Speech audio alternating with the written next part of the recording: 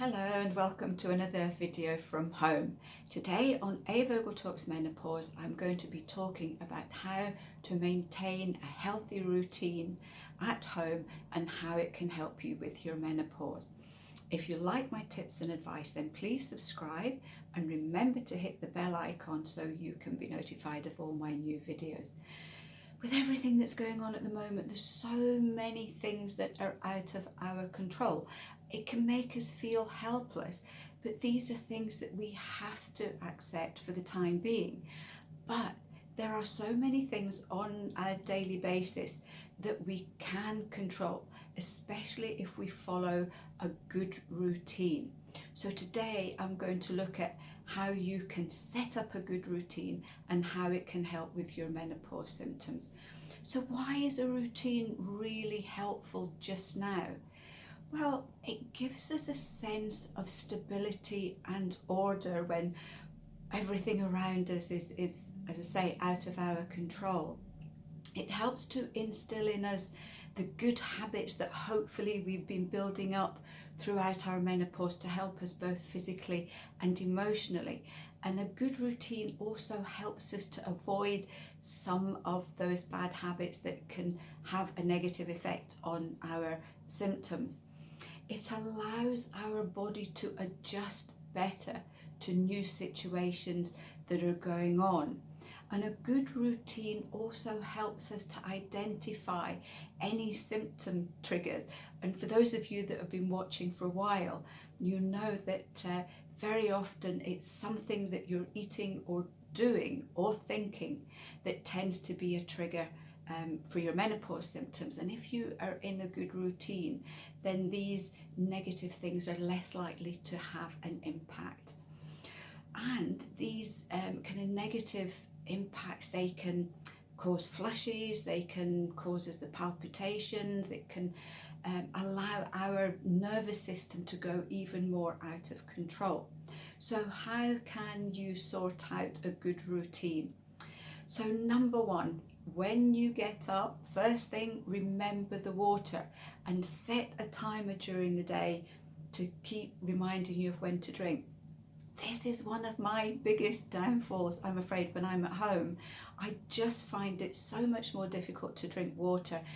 It's so easy just to go into the kitchen and make a cup of tea and rather than having the healthy water. So this is a really important one for your symptoms and also for your emotions too.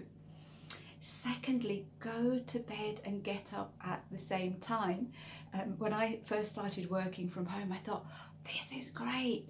I don't have to get up so early. I can have a long lie. I can stay up later. But the problem was that I was still waking up at exactly the same time every morning as I usually do to go to work. And I was wasting that time. And I just thought, this is really silly. I could be getting up at the same time, having extra time to do things before I started work at home.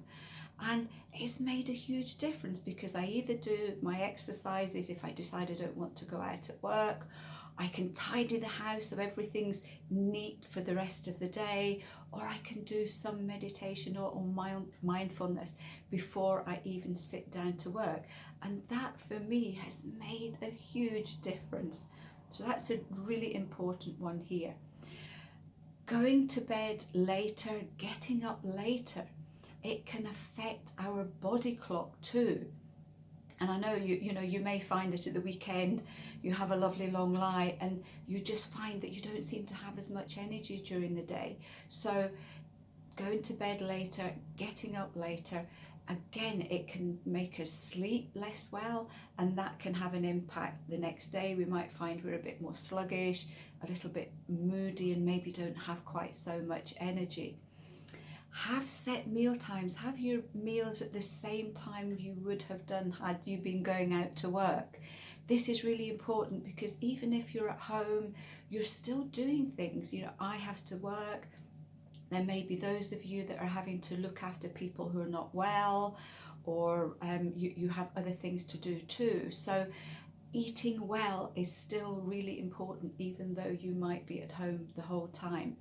Set times for your snacks. Again, I find it so easy if I'm nipping in for extra cups of tea, then it's really easy to snack at the wrong time as well.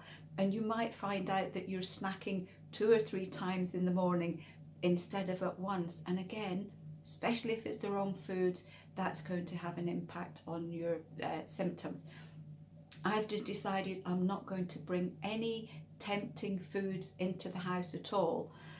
So I have my usual healthy snacks at the same time that I would have done had I been at work as well. And don't forget breakfast. Really, it's the most important meal of the day to help you go through the whole of the day, regardless of what you are doing here. The other thing is remember to have that me time. Even though you may be at home, you might be thinking, well, I'm not doing quite as much as what I'm doing at work, I don't need to bother. Honestly, at this particular time, with everything that's going on, we are more stressed, we are more anxious, we are worrying more. So that 30-minute me time of just doing your mindfulness or just relaxing with some really nice music is going to be even more important than it usually is. So I hope you found these tips helpful. I'm trying to follow them myself as much as I can. And next time I will be back to answering questions that I've had on a regular basis from many of you that are going through the menopause. Until then, I'll see you. Bye.